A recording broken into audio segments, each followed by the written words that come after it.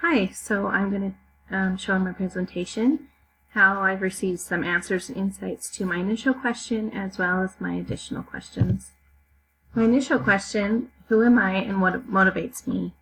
And my additional questions, how can I bring the Spirit more into my life so I may receive answers to my prayers? How can I have a better understanding of my path as a teacher?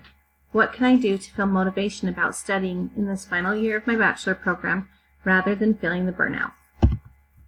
So from Elder Bednar in chapter 4, I loved how he discussed doctrine, principles, and applications, and I like how he broke those down. That works good in my mind. And I love how you can also take a doctrine such as God is our eternal Father, and knowing that means I'm His daughter. And that also gives me purpose as a teacher and motivation, understanding that the students that I teach also have that same value and purpose. And the principle that I put with that is that God loves me, and He also loved the students that I teach one day. And I do actually teach as a resource aide, and so that makes me think about those kids as His children, and that's very helpful in how I want to treat them and teach them.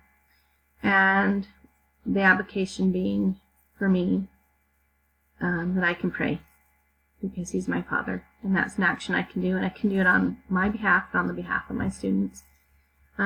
Imani Perry had so many great insights. I loved reading her paper, and I love that she talked about Black and Hispanic culture, that she really understood that, and that, the relationship matters a lot. If you're going to have respect and obedience. And I think that applies to everybody, that we really want to be loved and have a relationship with someone, and that builds respect. And I just love that idea of applying that to a classroom. For my initial questions, how can I bring the Spirit more into my life so I may receive answers to prayer? One of the students responded to my question, Addie Sharp, and she shared Linda K. Burton's 9 Ways to Tune Your Heart to the Spirit. Number 6 and number 8 were really important to me, to trifle not with sacred things and let the Lord decide the details of what He chooses to reveal and when He chooses to reveal it. And so I just need to take those little impressions that I get and treat them sacred from God, and to have confidence that He understands those details and He can guide me in my life and as a teacher. Also, how can I have a better understanding of my path as a teacher? This is a hard one for me because I went back to work as a resource aide to pay to go back to school.